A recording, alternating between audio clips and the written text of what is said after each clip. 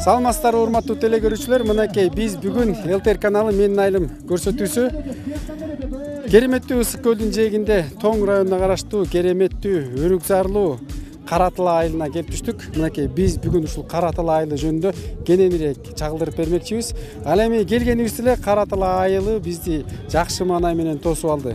Эмнеге дегенде, мынакей бул жагында ат оюндары болуп жаткан экен. Кунан, тай чабыш, бүлүк, жорго бардыгы. Ана эмесе сиздер биздин эфирге кулак түрүп, көз салып отуруңуздар. Биз улам ушул ат оюндарынан улам бардыгын айтып берип туралы.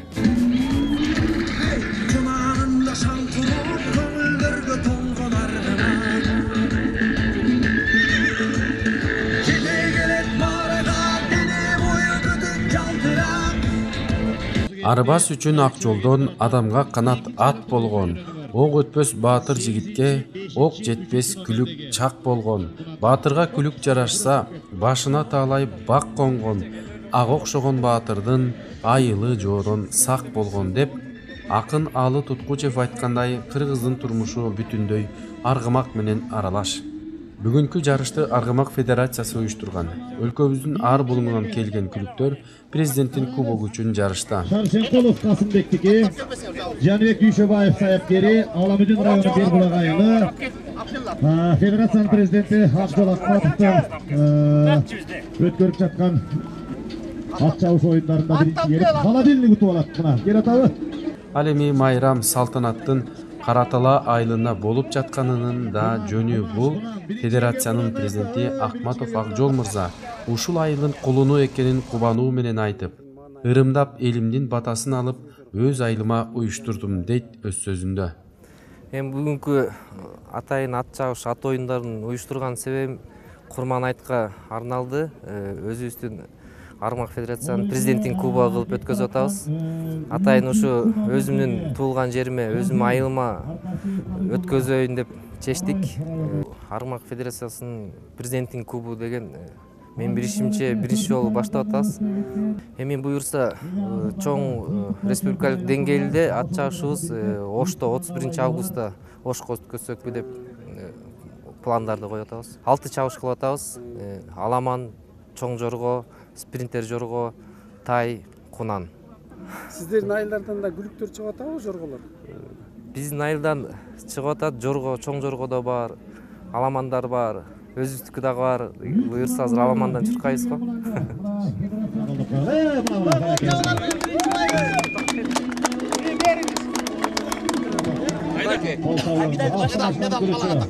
Кубогу, диплому, чапкан, салдырган жигит Азимге медалы.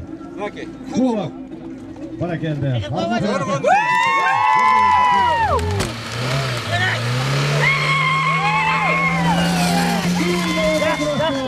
Азыр мына биз биринчи номерде оюнду көрүп отурган айылдын аксакалдарынан маанайларын сурайлы. Оюн кандай жүрүп жатат? Салам алейкум. Кандайсыз, жакшысызбы? Жакшы. Маанай кандай, оюн кандай өтүп атат? Оюн эң жакшы, маанайыбыз эң жакшы. Бул биринчи номерде гранит. Ерса Рамазандыкы, Тимоха Ак жолго чоң рахмат. Өмүрлүү болсун, бактылуу болсун. Экинчи номерде Алгебра. Ушул оюнду уюштуруп, ушул өз элин ушундай даңкка бөлөп аткан Ак жолго чоң рахмат. Мындан кийин дагы ушундайлар өткөрөбүз, өмүрлүү болсун. Ата, сиздин небереңиз дагы чабып атабы күлүктөрдү, жорголорду?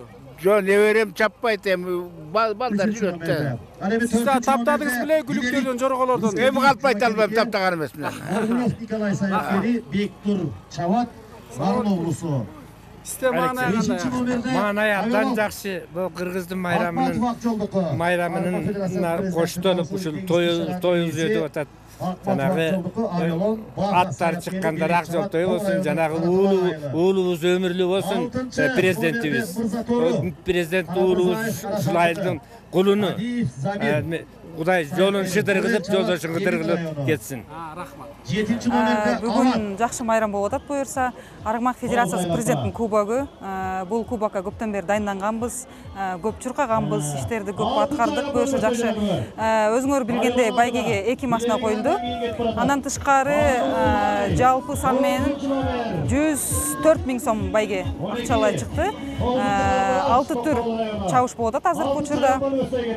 Региондордон келгендер жөнүндө айта кетсек, жорго салышта өзүңөр көргөндөй автоунааны чүй утуп кетти Новопокровка айылынан. Андан тышкары Кунан чабышты тоже чүй утту. Саяпкери Дүйшөбаев Жаныбек деген жигит көптөн бери ушул ат үстүндө жүргөн, атасы менен биргеликте ушул атты дайындайт. Азыркы аламан байге бул акыркы. Ооба, акыркы чабыш. Ким утат деп ойлоп атасыз? Билбейм, буюрса бул жакта өзүбүздүн ушу Аргымак Федерациясынын президентин дагы аты чуркап жүрөт, күлүгү. Буюрса ошого балет атабыз. Мынакей жаңы эле мына жорго чабыштан биринчи келген сейитчи номурлуу бала менен таанышалмы сиздерге? Кел. Атың ким дос? Абдулазим. Абдулазим. Биринчи келдиңби? Жоргоңдун аты эмне? Чиксон. Чиксон дегенби? Канчанчы жол чабып атасың? Көп эле жол чаптым. Көп эле жол чаптың. Канча атасың? Бул атты биринчи жол чаптым бияктан азыр. Каяктан келди бул? Каяктын жоргосу? Чүйдүн жоргосу. Куттуктайбыз, молодец. 17-инчи келип атат. 4-12. Атаман!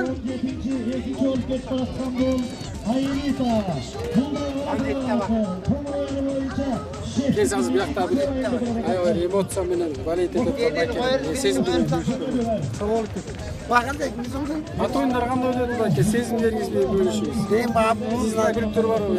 мұр атшағып жүрген балдарымыз. Байытың кетеді атшақпай алымнан еке. Бұлайдың құлаға сөзім жақсы еді.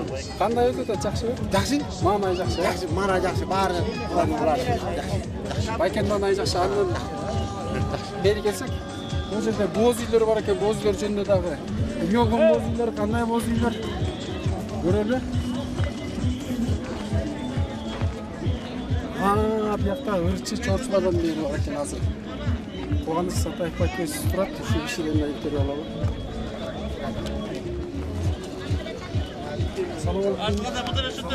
Мәспеке жақсы ба? Келіп қалсыздар. Қандай келдіңіздер? Ойын жоқты қолдап қоштаулы келдіңіздер. Маңай қандай? Қандай өте өтеді? Маңай жақсы, елді маңайды жақсы авария сон болды. Бұл Аргымак Федерациясы тарабынан ушулуп аткан ат оюндары, улуттук оюндарды колдоп уюштуруп аткан жалпы уюштуруучуларга жана ошондой биздин досубуз, Акчол досубузга ийгилик каалайбыз. Кыргыздын ат оюндарынын өнүктүрүүгө өз салымын кошуп атат булар. Жалпы ушу федерациянын жамаатына ийгилик каалайбыз. Биз эми буюрса ушу жалаң эле ат оюндары болбой, ушу ат оюндарынан кийин ушу элге бир жакшы маңай таптуулап кетели деп концерттик программа менен келдик буюрса.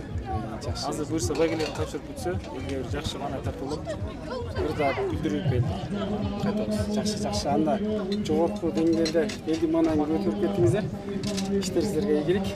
Аны эмесе биякта боз үйлөрдөгү ээлер жөнүндө дагы саламатсыздарбы өзү? Кандайсыздар? Боз үйдө конок тосуп атасыздарбы? Кандай тосуп атасыздар? Жакшы, айт байрамына карата уюштурулган ат оюндарына элдер келишти. Сиздин тосуп кайсы? Биздики бул негизи жалпы. Кимдерди тосуп атасыз? Ак сөктөрдөнбү? Жок, жалпы эле элди тосуп атабыз. Жакшы. Эмне тамак берип атасыздар? Плов басып келип. Бардыгына эле балдарга, бул жердеги элдердин баары тамак ичип чыгып кетип атышат. Жакшы. Эмне деп атышат элдер чай ичип отуруп? Жакшы эле маанайда болуп атышат. Жакшы. Жакшы эле элдердин маанайы абдан жакшы. Атка кызыккан адамдардын баары келишиптир. Эми кыргыз баласы болгондон балдарыбыз көп жерден ар бир 7 дубандан келишти го, ош жалалабыз. Биз дагы боз үйүңүздөргө кирип чай ичсек болобу? Албетте болот. Качан? Азыр деле кирмейсиздер, даяр чай. Даяр тамак, келе. Тамаша. Биз чай ичип чыкканбыз, тамашалап атабыз. Рахмат, иштериңиздерге ийгилик. Мынакей ушундай кереметтүү ысык көлдүн жээгиндеги кереметтүү элдин шаттуу маанайы, оюн күлкүсү, пейили ушундай. Ушундай керемет боз үйлөрдө келген коноктор даам сызып, курсакты кампайта тойгузуп, эшикке чыгып күлүктөрдү айда сүрөгөн жашоонун жыргалын көрдүңүздөр. Биз эми айылды көздөй жөнөдүк. Элдин баары тойдо тойлоп кеткен жок. Үйдө бирөө калдыбы дегендей айылга да барып көрөлү. Мынакей азыр биз турган жер Каратала айылынын кампасы, кырманы, башкача айтканда түшүм жыйноочу бир аянтчасы болгон. Сайыштыргандан кийинки абалы ушул. Бирок жергиликтүү эл бул жерди эңсертпей, мына өзүңүздөр көрүп тургандай менин артымда оор жүк ташуучу унаалар өрүктөрдү толтуруп атышат. Жергиликтүү эл өрүктөрүн сатып атышат. Быйыл элдин маанайы жакшы, көңүлдөрү ток, себеп дегенде өрүктүн баасы жакшы болуп атат деп айтып атышат. Ал эми унаалар толгондон кийин бул өрүктөрдү Россияга, Казакстанга, сырт жактарга экспортко алып кетишет экен. Азыр эми жакын барып, соода кандай болуп атат, ким кантип сатып атат, каяка сатып атат, сурап сүйлөшүп көрөлү. Мынакей. Салам алейкумдер. Соодага береке. Кандайсыздар, жакшысыздарбы? Салам алейкум. Ким алып атат өрүктү гана? Ошо өрүктү биз алып атабыз. Башы өрүктүн башы 75тен башталды. Жакшыбы? Жакшы, быйыл деген эң жакшы баа 2 эсе баа болуп атат. Былтыр 47-45те башталып 50-гө чейин чыккан. Быйыл 75. Азыр өрүктүн баасы 65 менен алып атабыз. Жакшы баа болуп атат. Сиз аларман экенсиз да. Канчанчы жолку? Бул 6-7-чи жолку фурабыз. 75 менен айылдан 3 фура кетти, 70 менен 3 дагы 3 фура кетти. Мына эми 65 менен алып атат. Бул Россияга кетип атат. Бул Россияга, Москвага кетип атат. Кандай жолдо кандай баратасыздар? Баягы кыйынчылыктар болобу? Жол азабы, көр азабы дейт. Эми кыйынчылыктар болот. Эл ишенип канча күндө жетесиз? 5 күндө жетет экен фура. Да кандай көйгөйлөр болот ушул экспорттоодо? Көйгөйдөр ошо биз только бияктан отправка кылабыз. Тияктан ошо биздин хозяиндарыбыз тосуп алып, өзүнүн эмелерине жөнөтүшөт. Көйгөйдү дегенде көйгөй жөнүндө сөз кылбай, кичине жакшысын баштайлы. Кирешеси жөнүндө сурайчы, сыр болбосо. Эми кирешеси бул баягы бизнесмендердин өзүнүн эмелери. Биз ушул айылдын тургунубуз. Биз ушул айылдан абрикосту алып беребиз. Жанагы хозяиндарына жөнөтөбүз. Кирешесин ошол кишилер өздөрү ылайыкташат. Быйыл эми түшүм кандай болду деп эсип? Быйыл жылдагыдан түшүм бир 40% болду да. Анткени үшүк алып кетип, элдин өрүгү бир аз үшүп калды да. Ошондон мисалы былтыр бир 80% болсо, быйыл 40% болду. Жакшы. Ал былтыр өрүк жакшы болгону менен бирок арзаныраак болду. Арзан болду. Бирок аз болду, бирок баасы жакшы. Быйыл баасы сонун. Мына элдин да чоң-чоң болду, өрүгү аябай жакшы болду. Ана азыр муну сорттойбузбу? Мындай болуп калгандарын алып коебуз да, отдельно. Могулар, могу көктөр болсо баргы чактырышат да, муну каяка жөнөтүп атасыздар? Москвага жөнөтүп атабыз, Россияга, магазинге. Жакшы, азыр ким сатып атат? Бул кимдин өрүгү? Меники. Сиздики баке? Москвада бир борлор бар, ошого берип атабыз. Жакшы. Канчадан сатып атасыз? 65тен баа түшүп кетти, башында 75тен башталды эле. Канча түп өрүк багыңыз бар? 20дай бар. Жакшыбы? Түшүм кандай? Түшүм аз, бирок чоң-чоң болот. Жакшы экен, аябай чоң-чоң. Кимдерге сатып атасыз? Кана алып кетип аткандардан кана байке. Келиши канчадан алып атасыз? Кандай болуп атат? Жылда келесизби? Жыл сайын эмес, бул биринчи опытым болуп атат да, өрүк алганда. Өрүк болсо 70тен 65тен алып атабыз. Азыр 65. Жыл сайын алам, анткени мен өзүм көлдөн болом, Баканбайдан болом.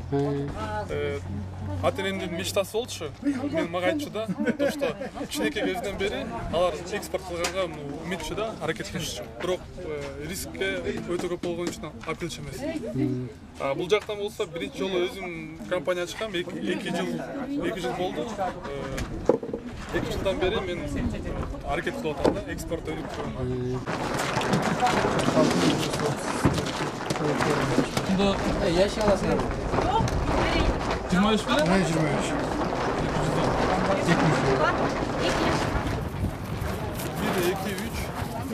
23. 200. Давай. Кут болсун. Берекелүү болсун баке. Азыр Азыр буга бир фурага канча тонна батат да? Тоннадан ашык болуш керек, Да. Бир фурага получается 20 тонна батат. 20 тонна 22 кыз болот, бирок мен заказ болуп алып баратам да. Заказ алып барган үчүн 20 тонна нат кетиш керек. Пайдасы мындай рискованный, мен базарга чыкпайм да. Мен болсо бул жактан юрлицо ачып, анан магазиндер менен контракт түзгөм. Анан товар жакса, товарларды алат. Товарды качество, стандарты качество деген бар. Ал жактан болсо темирлерди коюп, калибровкасын текшерет баргандан кийин. Браковкасын текшерет. Анан кийин степень зрелости да, канчалык бышкан эмес дегенди текшерет. Анткени бул жакта жашы болуп баргандан кийин магазинге турса уже дамы жок картошка да болуп калат да. Анан орустарга экспорт кылып аткандан кийин жакшы товар келиш керек да. Орустар биздин өрүктөрдү кандай баалашат? Бааласы чындык, ачык чындык мындай да. Мен ал жактан көп жылдан бери сатып иштегем. Жер каратат. Анткени ондай ящиктерге алып келгенде ортосуна мындай октоп коет деп айтып коет да, ортосуна кошуп коет да жамандарынчы. Жамандарын кошуп койгондон кийин билинбей кетиш үчүн, билинбей кетет. Ал жак чыккан, ал жак ошол жак көгөрүп, бузулуп башталат. Ошон үчүн момтип кыргыздардыкын рискованный да, а так өзбектердики жакшы чыгат. Биринчи место Арменияныкы турат. Арменияныкы эң коз, эң жакшы. Значит, сиз момтип марлиден сорттоп атпайсызбы? Ошон үчүн мен сорттоп атам, азыр элдер наразы болуп атат. Сорттогон үчүн наразы болуп атам. Мисалы бул жакта азыр сорттоп эле карабай эле алышып атат. Карабай алышып атат, кийин Москва баргандан кийин бет жүздү жер каратат. Дагы сунуштардан болсо айылдарга өкмөт аркылуу там кооператив жасаса жакшы болот да. Бир чоң склад салып, холодильник салып, ошо холодильниктин ичине чогутканда бунун жашоо мүнөтү да көбөйөт. Азыркы учурда 20 градус менен фурага киргендиктен жашоо мүнөтү 20 күн болуп атпайбы? Холодильникке салып, салгандан үзгөндөн кийин 1 сутканын ичинде холодильникке салса, бунун мүнөтү 45 күнгө чейин узарат. Анан базарга чыкканда дагы там экспортко чыкканда көп мүнөт күтүндө жакшы турат да. Бир чоң холодильник күнгөнгө бир точкадан алып кете тургудай орундук, А точкадан Б точкага жөнөтүүчү А точка, Bunday sunuşta kılış için bir yıl gerek emese 5-6 yılda gerek oldu da bunday nersege. 10 yaş тийген, 10 yaş өткөзүп атабыз. Ар бир кишиге 10 жаш тийген дегенде кандай? Ар бир киши ар немеге огородкочу 10 яшктен эле сатасыңарбы? Могу айыл бир фура бөлүп алдык да. Мындайча айтканда сиздер мисалы баардыгыңар тең рызкыны тең бөлүшөлү деген сөз экен, бөлүшөлү деген. Мисалы бирөө баарын сатып ийсе, фураны толтуруп салса, сиз сата албай каласыз. Ооба. Анан сиздин өрүктөр эметип кетет, эзилип кетет, Ошон үчүн ар бир түтүндөн калысы кылып, 10. Ар түтүнгө бир 10 яшик. Жакшы экен көрдүңүздөрбү? Жалпы айылга жетет, 10 бөлгөндөчү. Туура. Азыр мына экен, өрүктөрдү ар бир түтүнгө 10 яшиктен сатсын деген эреже кийип коюштур. Бул калыстык экен да. Себеп дегенде бир түтүндөн тонна бул жерде фураны толтуруп сала тургудай болсо, башка түтүндөгү башка кожойлуктардан өрүктөрү эзилип керектен чыгып кеткен. Ошон үчүн ушундай эреже менен сатышат экен ушундай. Эртең мененки 8ден кечки 8ге чейин ушинтип сорттоп эжелер өзлөрүнүн айлык майласын табышат. Канча болот ошондо? Бир күндүк. Күнүнө 800 сом жакшы экен аябай. Ошондо сезон канча убакытка чейин созулат? Быйыл өрүбүз кичине азыраак да. 10-15 күнгө болуп калды да. Жыл болсо 1,5 айга чейин, 1 айга чейин почти болуп калчу да. 1 айга чейин жумуш менен камсыздар. Иштетебиз да. Мына ушинтип сары кыздын тою деп. Бул бакча Турузбекованын бакчасы. Өрүк базарда жүргөнүбүздө тааныштык. Турузбекова өрүктүн кирешеси жана түйшүгү мал кароого салыштырмалуу кыйла жеңил экенин айтты. Жана да баса белгилеп биздин өрөөнүн өрүктөрү экспортко абдан жакшы дейт. Жергиликтүүлөр өрүк бышкан мезгилде сары кыздын тою деп аташат.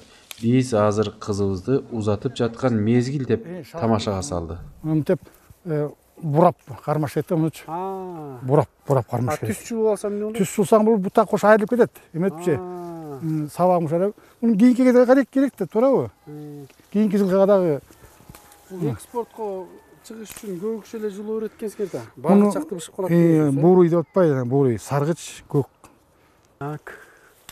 Мынакей жердин баары эле бактын маштары бүт эле. Өрүктөр. Сонун экен. Төшүм мол болсун. Мына ушинтип эле салкында, таза абада өрүктөрдү терип коет байке. О, болду, сонун.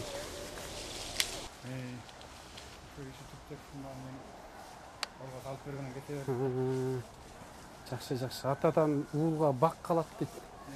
Жакшы сөз, ошондон улам айтылган. Мынакей Турузбек абанын бакчасындагы өрүктөр. Бул 10 килограмм чыгат экен, бир яш канча сом болуп атат ошондо? 650 сом. 650 сомдон 10ду көбөйтсөңүз эсептөйлү болчу, сыр бойдон калсын. Таластын балыбы, Таластын балыбы. Таластыктар бар сиңерби деп. Омин. Макул Турузбек аке. İşinize bol olsun. İşinize iyilik. Hazır. Турузбек байкенкинен, Турузбек абаныкынан бир яшы көрүп келик. Сатып көрөбүз кандай. Канчага өтөт экен, Жүрүп.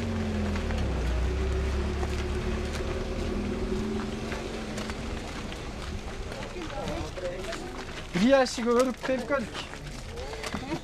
Канча намасы? 65тен кичине кымбатыраак алгыла. Жо, элдин баасы ушундай. Жо, аякта биз муну Турузбек абаныкынан терип келдик да, шатысындагы жок бакка мындай бут менен чыгып кыйналышып. 70тен алгыла. 70тен. О. 70тик бекен? 70тен алгыла мына. Жакшы терип берсең, ушундай териш керек, качество. Көрүңүзчү муну. Көрөлүк 70тен элек. Азамат аслында мындай эмичени коюп жакшы терип берип. Азамат. Ишенсеңер болот. Сонун эле экен мына. Таптаза өрүктөр. Элдин баары ушуну алып келсе, эң сонун болуп болчу да. 70тен өтөт, Болду. 65ке. Кой таптаз. Бир да чирик жоккан жок ой. Эме Ушу бирде чирик жокту, биз 65ке алып табыз. Чириктер бар да 60тан ушундай болот да. Мейли. Как кетти менин камера? Мутулдук окшойт 65тен. 65тен саткан алып таразага кеттик, Рахмат эже. Майдаларды майдалар болбойт. Ал жакта калибровка менен карайт да. Мынакей анда. 10 килограмм чыкты, 650 сом. 650 сом. Шотко которбайбы? Жок, шотко которбайбы, сразу наличие.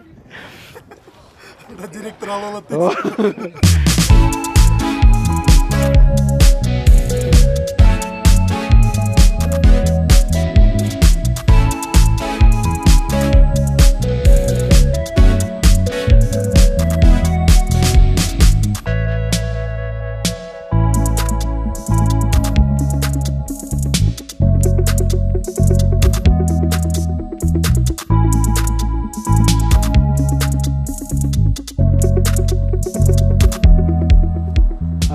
Азыр биз өрүк базарынан чыктык. Кара Тала айылынын могул чоң жол. Чоң жолдун жээгинде жайгашкан. Бул жол Караколго чейин кетет. Азыр Доктурбек абанын чакан эмес, жакшы эле чарбасы бар экен. Ошол чарбага түк деп айтышат кээ бир жерде. Кээ бир жерде пресс чөп деп айтышат. Ошол пресс чөбүн жүктөөгө үчүн баратабыз. Анан өрүктөрү дагы бар экен. Ошол жерден таанышабыз. Азыр могу чоң машинени айдап алып, ошол полега барабыз азыр биз.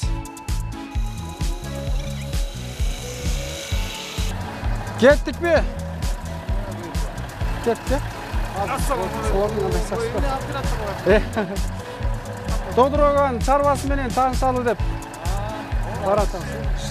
Кишилер ушундай чарбаларды уюштурган. Капилярный койгон 7 гектар бакчам бар. Жаңы өздөштүрүп да. Тракторлор бакчадабы? Пайдасы тиге. Аяктан эмне кылып жүрөт? Жумуш жасадык. Бул Kara talanın talasını bütürüp koydunuz bu уже. Kara talanın çetinden var, çetile al 7 hektar. Atak 70 hektar yer var daha. Çoğana. Özünüzün ailesinin yer çöp çar bütölek de balkçıgan ne getiriyorsunuz? Al dedi жазын dala ketken ayakta da biraz çarpı var da şu. Kettik anda.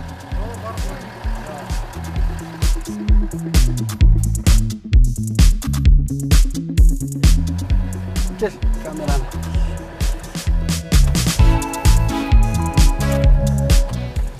Gaz sattirler yok mu? Gaz sattirmen tartmasın mı негизи? Yok, ушумен тартасың. Ушумен тартасың. Чо мурун бул жокто газ саттырменен тартасыңар. А мында үстү чүмкөлүк экен кыйналбайсыңарбы мындай түтө өгүп чаңдайт чөп.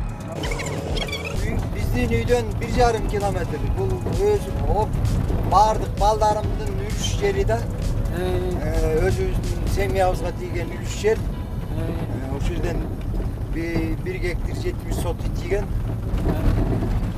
Ошол экен мына мурун чөбүнө эле карачыбыз да. Эми азыр болсо өкмөт уруксаат бергенден кийин эми көчөткө айландырып. Мурда уже келдик э? Мурдагы жылы ушул жерге жаңы көчөт тиккенбиз. Эми быйыл 3-жыл көчөттү дагы жаш баладай караш керек экен. Укмушкен эмес.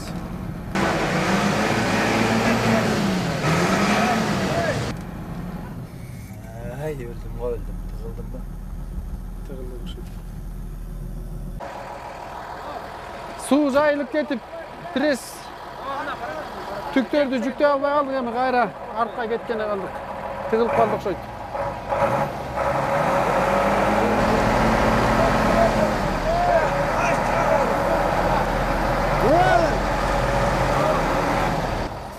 Кыскасы өзүңүздөр көргөндөй жашоо өзү кызыктуу. Жашоонун ар кызыгына көңүл бура бербей, биз Догдурбек аба менен маекке өттүк. Чөп жок. Бакча бар э? Жиналган. Бууреки Королевский деген сорту. Абрикостун эмес, Королевский деген сорт кичине. Эметилген сорттор да. Бүт Королевский. Баардык бир эле сорт. Бул кандай сорт салыштырмалуу башкаларга? Бул обычный красношокуй деген абрикоска караганда бул таттуулугу, анан өзүнүн өңүнүн немеси. Товарный вид деп коет азыр кыргызча, ошон сыяктуу да. Жакшы. Анан таттуулугу варенье жасаганда бул сахарды асталап кала турган. 1,5 гектар жер экен э? Бул жерде 1 гектар 70 сотый жер. Жерде канча түп болуп атат ушуну? Азыр 1000 түп бар ушунда. 1000 түп. Буюрса азыр бул байлай элек бирок э? Бул канча жылдык түптөр? Бул 3-жылга кетти. Биягы 2-жылга кетти, тиягы 3-жылга кетти тетиги. Жарыма. Арасындагы солдогу чөптөрдү болсо чабасыз. Жиналып турат. Сол кадимкидей трактор кирип чөп чапкыдай кылыптырсыз э? Жок, бул келечеги ичине чөп өстүрбөө керек да. Келечегичи. Себеби булардын тамак ашын чөп соруп алат да. Азыр болсо мына ар бир немесинде мындай түптөп чөбүн алып турабыз. Анан арасында чөп көмүнө ууландырасызбы өстүрбөө? Жок, ошол өзүн эле сугарбай койсо бул капельный болгондон кийин биягына суу келбегенден кийин бул өзү чөп өспөйт да. Мынакей көрдүңүздөрбү, ушул жерде 1000 түп Королевский өрүктөр экен. Могул 2 жылдык экен, тетигил жерде төр жагында 3 жылдыктары бар экен. Эми арасындагы чөптү эми баягы өрүк байлай элек. Бирок могул пресс чөптөр түк деп коебуз, кээ бир жерде түк деп айтабыз. Ушул түккө келгенбиз. Анан кечинде суу кое берип ичкен экен кошуналар. КамАЗыбыз тыгылып калбасын деп жүктөбөй кайра кайтууга туура келди. Жакшы экен. Мындан тышкары дагы 5 гектар жериңиз бар э? Ошондо 1,5 гектарына жана кокон гляз деп коет. Ошондой айдаганбыз. 1,5 гектарына дагы лимон. Мындан да таттуураак абрикостун сорту келген да. Ошону жетөөбүздөн алып келип, ошону эккенбиз былтыр. Ошондо мындан тышкары 3 гектар жерде. 3 гектар жерде. Мөмө жемиш айдабыз. 4,5 гектар да мындан тышкары. Ал жерден түшүм алып атасызбы? Жок, ал мындан кийин тигилди былтыр. Эми буюрса моолар качан түшүм бере баштайт? Эмдиги жылы деп ойлоп атабыз. Быйыл берген бир 20 чакты түбүчү. Бирок алып кетти. Жашта. Жаш. Үшүк алып кетти ошол.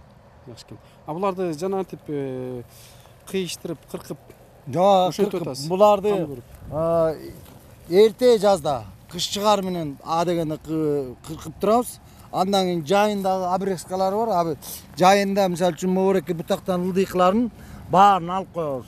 Себеби мунун тамагы буяка кетиш керек да. Ошондо бул сабактары, булар талдары бат-бат өсүп турат. Тамагы жетишпей калса бул жайында бул обрезкасын жасабасаңар. Анда бул өзүнүн эле жалбырактарын тамактандырып тура берет дагы. Бул немеси жоонойбойт. Ушуларды сиз өзүңүз өздөштүрдүңүз? Өзүм жасайм. Могу кыйгачынан кеткен бутакка дагы өзүнчө аттан түз кеткен бутакка так өзү. Мына могуреки азыркы убакта мисалы үчүн могуреки бутагы ичин көздөй кеткен бутак. Бул алынат сөзсүз. Муну сырттуу көздөй гана жаябыз. Ар бир бутактын ортосу мисалы үчүн 40 сантиметрден алыс болуш керек. Мешайт этип бири-бирине тоскоолдук көлөккө түшпөө үчүн. Ар бир бутактын ортосу 40 сантиметр болот. Мисалы үчүн могуреки эки бутак жанаша чыкпадыбы? Могуреки параллель. Бул болсо экөөнүн бирөө сөзсүз алынат. Ортосунда аралык. Мунун ортосу 40 сантиметрге чейин болуш керек да. Ошондо күндүн тийгени, өзүнүн тамак ашын жегени жакшы болот. Докторбек аба багбанчылыкты өнүктүрүү үчүн Атайын Алмабак аттуу долбоордун курстарын окуп келген. Алгач билимин айылдын жаштарына үйрөткөнүн, анан өз чарбасын баштаганын айтты. Бул иштин артында албетте балдарымдын эмгектери зор. Мен алардын эмгекчил болуп, бир нерсеге кызыгып жашагандарына сыймыктанам дейт. Өзү азыр көрдүңүздөр, мына Докторбек аба айткандай, могул бак бутоодо сыртты көздөй өскөн бутактарды калтырат экенбиз, ичти көздөй өскөн бутактарды кыркып салат экенбиз. Анан ар бир бутактын аралыгында кеминде 40 сантиметрден болуш керек. Себеп дегенде бири-бирине көлөкө таштап, бул көлөкө таштаганы бышымчылыгына тоскоолдук эле берет. Бир жагына көлөкө таштаганы өзүнө энергияны ала албай калат да, өзүнөчү. Анан жоонойсу, чоңойсу кеч болуп калат. Мөмө байлаган кезде дагы анын түшүмү майдараак болуп калат да, ошол. Күн көрбөгөн жагы элечи. Жакшы. Азыр могу бийиктеп кеткендин үстүнө каспы? Эми могуреки өтө бийик, азыркы заман талабына ылайыктуу неме болуп атпайбы? Бийик деген кереги жок болупчу. Мурун көз кырыбызды билбей эле өскөнчө өсө беришкен да. Эми могуреки мисалы үчүн могурекини эрте жазда, мисалы февралдын аягында муну мындай тескери сыртты көздөй өсө тургандай кылып кыркабыз. Алардычы? Кандай кырксаң сыртты көздөй өсүп калат? Бул мисалы үчүн мына кыйгач сыртты көздөй, мына жалбырагы сыртты көздөй кетип атабы? Так ошол жерден кыркабыз да. Кыйгачын биякка карап, ичти карап, Анан ичин көздөй өскөндөрдү кыркып коебуз. Түшүнүктүү. Молдон жакшы. Өзү эле мисалы үчүн бул кетирбейбиз да, өйдө кескенден кийин анан биякты көздөй кеткенин кырсаң эле анан ошондой болот. Мисалы үчүн акыркы бутакты бул жерден кырсаң, бул ичин көздөй карап калат да. Анан улам сабактары жооноюп жакшы болот экен. Эгерде сабагы жоон болсо, азыкты жакшы алат да. Өзүнүн калган немесин, мөмөсүн багыш үчүн өзү тез болот да ошондо. Жоонойгондо. Рахмат Докторбек аба. Мынакей ушундай Докторбек абанын бакчасы, чарбасы. Кудай кут кылсын Докторбек аба. Дем күч кубат, ден соолугуңуз чын болсун. Кара Тала айылы тууралуу сөзүбүздүн аягы эмес. Биз муну менен коштошпойбуз. Кийинки чыгарылышта уланысын көрө аласыздар.